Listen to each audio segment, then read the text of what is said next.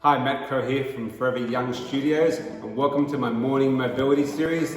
Today we are doing Eldoa stretches, a very scientifically developed but very simple series of exercises that are all about elongating the fascia and getting separation in between the joints. Fantastic group of exercises. You really do have to breathe through it. You really do have to be very conscious of trying to stretch from the fingertips through to your toes throughout all the stretches.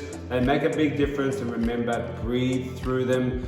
If you like these mobility series, be sure to subscribe at the end of the video. Thank you. The first Eldoa stretch is the L5S1 for the bottom of your spine and your whole spine really.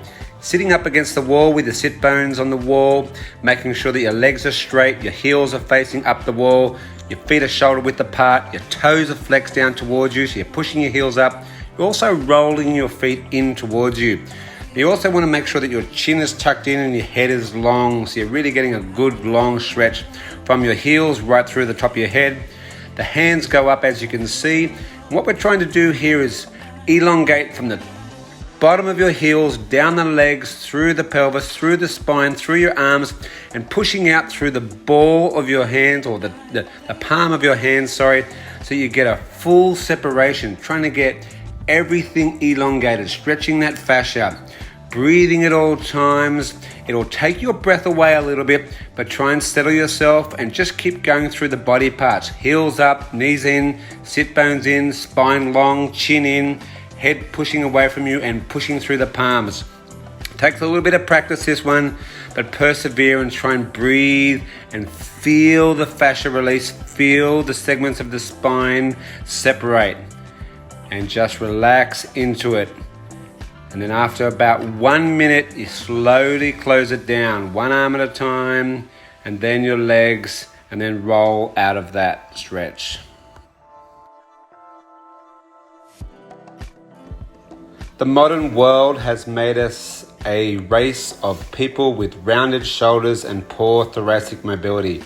This stretch is for you. Sitting against the wall as close as you possibly can, cross your legs, lift your chest up so you have very good posture, pull your chin in, elongate your head so it's going to the roof as high as you possibly can. One arm up, and we're pushing through the palms of the hand here. And we're trying to really straighten our posture, pull our chin in, pull our head up, and elongate through the thoracic spine. That's that point right below your cervical spine, where your neck is, where we round in the shoulders. You'll feel real tightness in this one.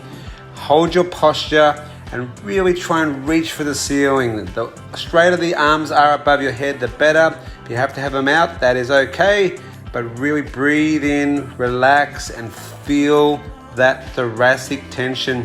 We're trying to get our shoulder blades back. We're trying to get our head high, our chin in, our chest up, and feel that separation that happens in that thoracic spine. And then close it down after 1 minute. The hip flexor Eldoa stretch is all about the setup. Nice tall posture in a kneeling position. Make sure you get that foot and take it slightly outside your midline so that your hip faces in for a little internal rotation. Now with this one, we're going to try and lean our pelvis in towards the back of our heel whilst keeping a very strong posture. Put the arms out in front, right, and get a good elongation that happens right from your foot, through your leg, through your pelvis, through your torso, into your arms and through your palms. So we're getting that fascial release, really pushing the pelvis towards the back of the heel, at the same time really focusing on tilting the pelvis backwards to accentuate that hip flexor stretch, keeping good posture, keeping your chin in, keeping your head going towards the ceiling. Hold that stretch, and as always, it's all about the breathing. About 45 seconds to 1 minute each side. Get that foot out in this, so we get that internal rotation from the hip. You'll feel the difference with that foot out. Push forward once again, so you're dropping your hips down and forward towards the back of your other heel. Good posture, hands out. Remember, pushing through the bottom of those palms there. So you get that arm to really reach forward whilst maintaining good posture. Breathe through it, hold the stretch, and trying to feel like there's complete separation that happens throughout the whole body, all the joints, all the muscles, all the ligaments in between your palms and your toes.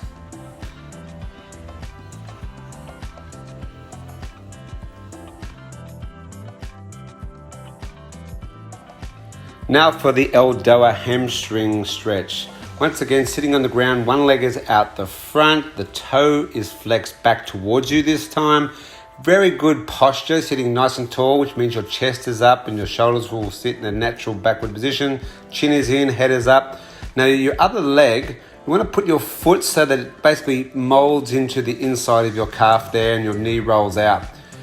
Leg is straight, heel is pushing out, toe is pulling back towards you.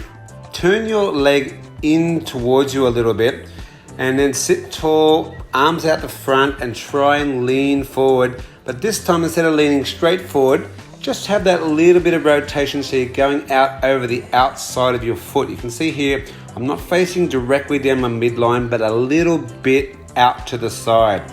Keeping the good posture, chin in, head up, arms really reaching forward whilst maintaining good posture. But once again, all important to get that heel out this time, toes towards you, and a little internal rotation.